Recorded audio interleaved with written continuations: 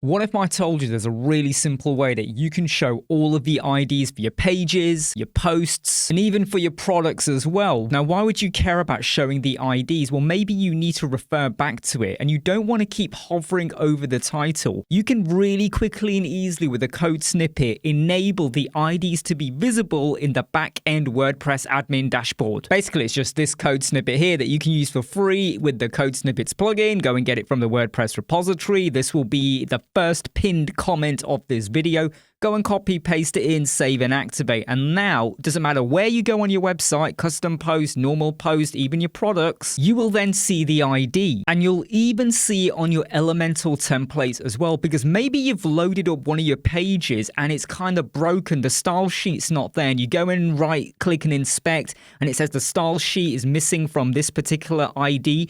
Now you're trying to go, well, where is it? For all you know, it could have been your header template. Well, now you won't have that problem of second guessing and going through loads of pages. Free code snippet. If you want to show the IDs on your pages, your posts, and basically everywhere in your back end, you can do so. I'm Imran from Web Squadron. Make sure you sign up, join our YouTube channel. Take care. I'll see you soon. Bye.